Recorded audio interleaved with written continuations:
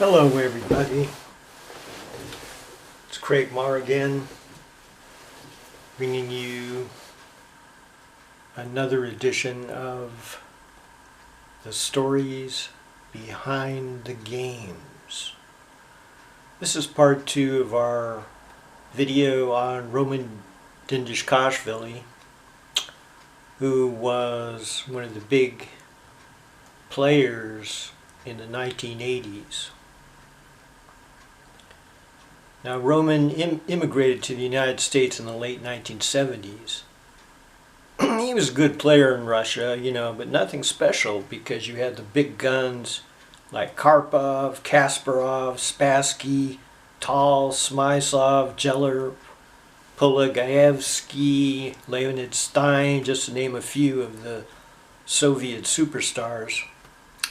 Because at that time they were clearly the strongest country in the world, chess-wise. But anyway, Roman became a professional chess player and games player in the United States.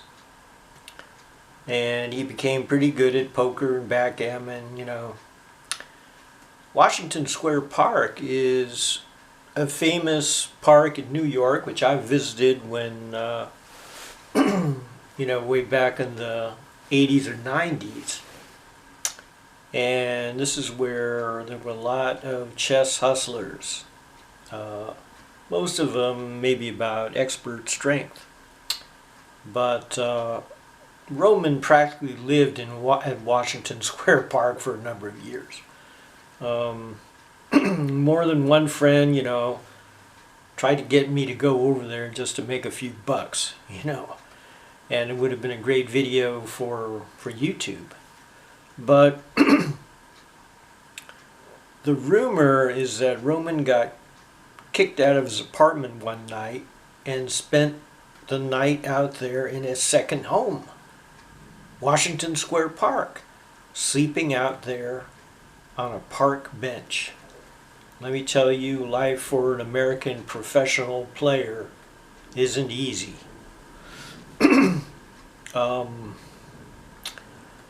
Anyway, I have very fond memories of hanging out in New York in the 1980s. There was one tournament, the Masters in 1987. Of course I didn't get to play in the top section, but I remember, going into the Skittles room. This is kind of like the recreation room between rounds. And there's all these hustlers. I see Roman there. I see Patrick Wolf there. I see Peter Leko there, a young Peter Leko, who was then an up-and-coming player. And then I saw Master Asa Hoffman there. So Asa was prowling around looking for another victim, saying, "Who wants to play for $5 a game?" To me, that was, playing for pretty high stakes. Because, where I was used to playing, we would just play for quarters or 50 cents at the most. So for me, $5 a game, wow, that's big money. But Patrick Wolf would go on to become U.S. champion. Peter Leko would make the top 10 players in the world. And old Asa would continue hustling. Now, I remember Gingy playing some guy, beating him at backgammon. The guy got mad, and Roman, tried to soothe the guy, after he beat him, so that he'd play again, That was the idea. The hustler's world was a completely, different world, which I decided not to become a part of. But anyway, in 1987, I used to hang out with senior masters Chris Ramirat, Richard Lobo, and William Duckworth, who's from LA, and he's known as the Duck. And you can also watch the Duck on YouTube as well.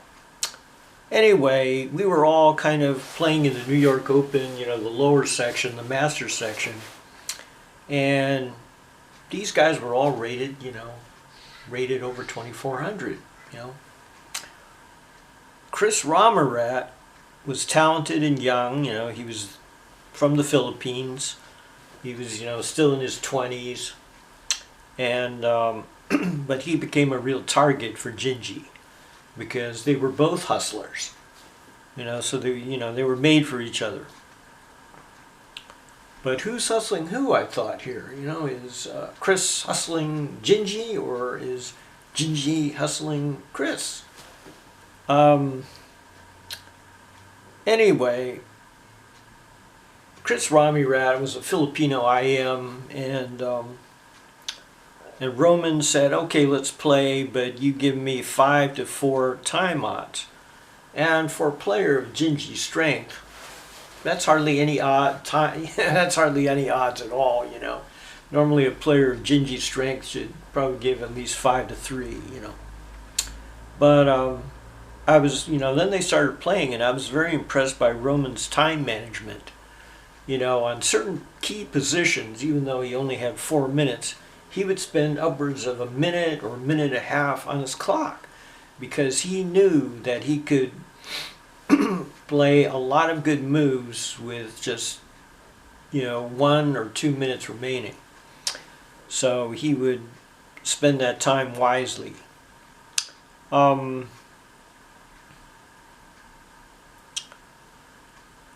Now, the reason he did this, because he was so good at bullet chess. Bullet chess is 1 minute chess, and there were a couple of times when Roman would play in the 1 minute United States Blitz Championship. So, I mean, Roman would play regularly 5 minutes to 1 minute whenever he played, you know, amateur players. But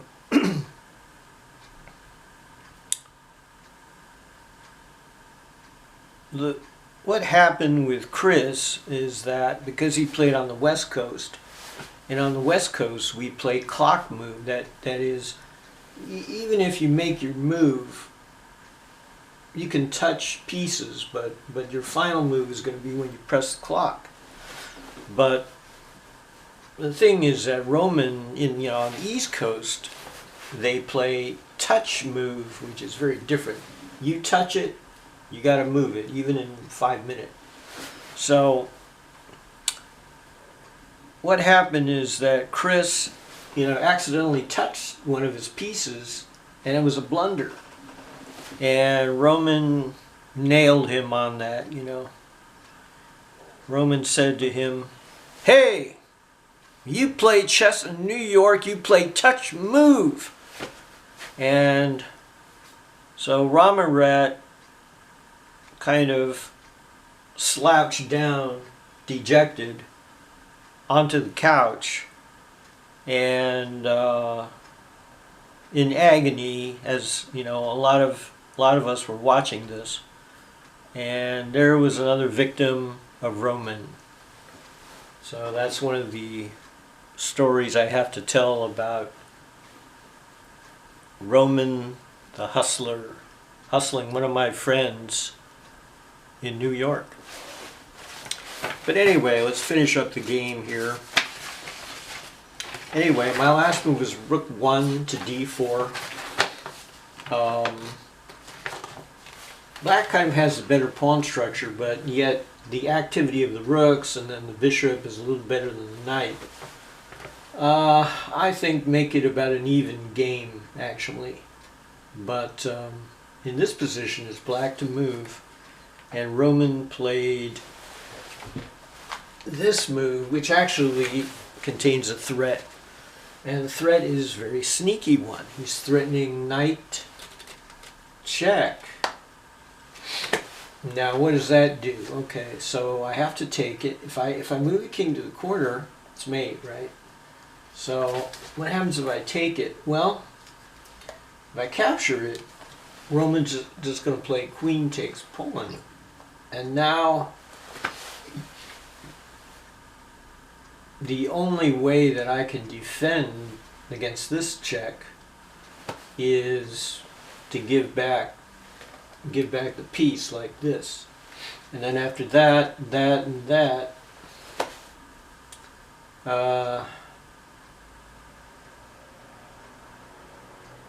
black simply has a winning position.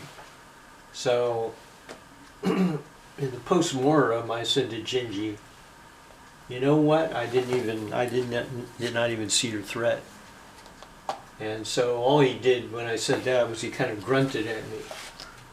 So anyway, this does parry the threat nicely. Queen G6 was played, and now, you know, we have a little interference. The queen is on the knight square, so black has to kind of regroup.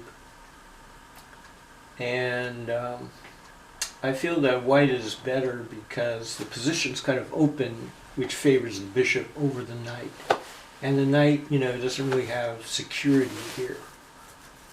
But, you know, the more I blow open the position with c4, c5, the better the position gets for white. So I did the right thing. Try to get c4, c5 or a4, a5. Try to get some pawn breaks in, you know. Now this is good. He's got to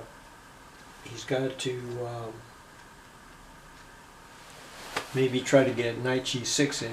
So he has to move his queen and then play knight g6. This is a good safe move. Get the king out of, you know, checks. Now Roman does a good thing. He's got to try to get the knight to a, you know, safer square. The knight is kind of out sitting in limbo out there. You know, Roman was afraid I would eventually, you know, try to pile up on the knight, you know. So that's why I think white is slightly better in this position. You know, and Roman, you know, maybe doesn't like these wide open positions. He basically likes to maneuver. And this is not the type of position where you can maneuver. There's shots, you know, all over the place whenever you have a wide open game like this. So I went back.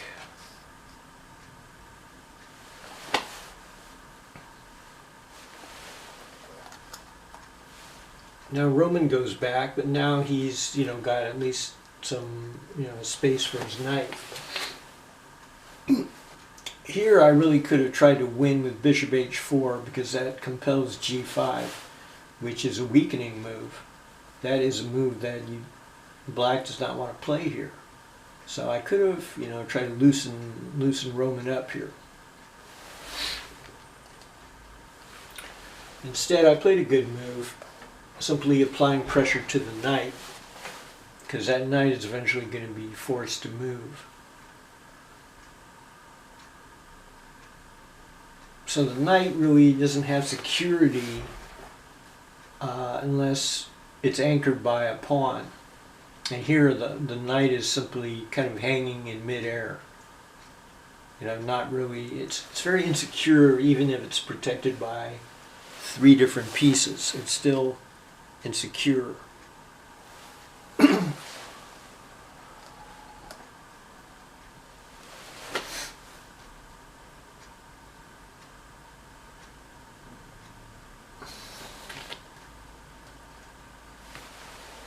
So I did a very good thing.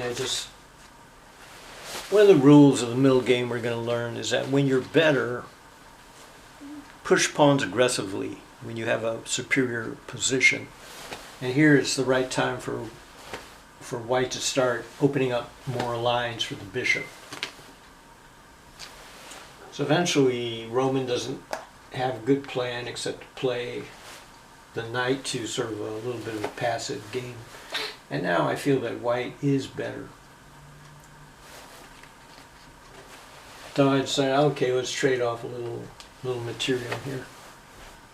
And this forces the exchange of a pair of rooks. And this is probably good for white to start trading.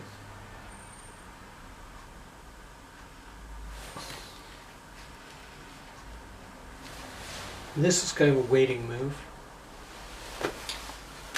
And now I'm quite sure that Roman saw queen takes rook here, but decided to allow it. even though I feel that white is better. So I took the rook, and my idea is that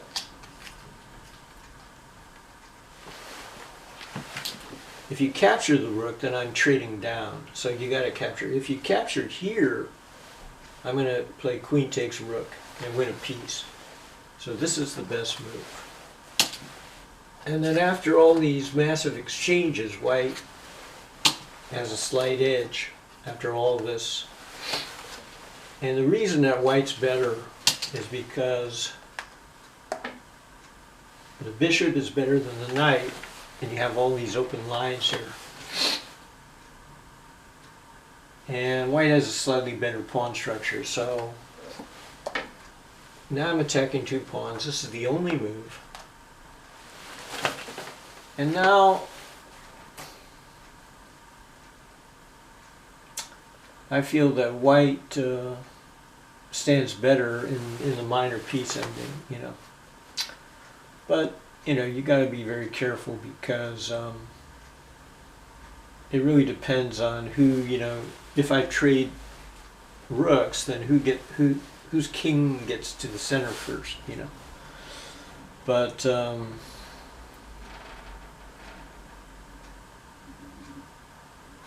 if I trade rooks now, knight takes rook, bishop d6, knight c6, c5, and I think I prefer white.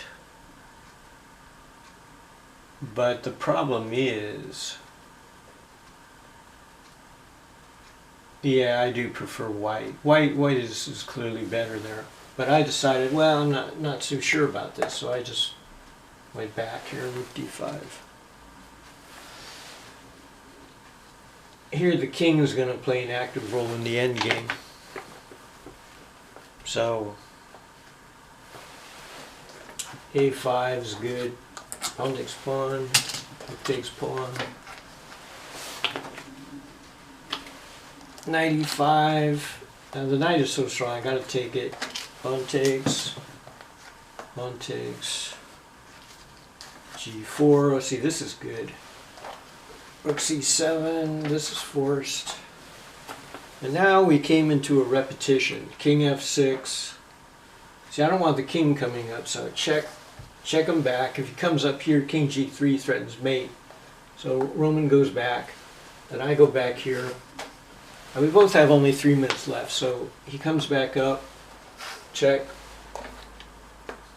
And now I offered Roman a draw, which he accepted.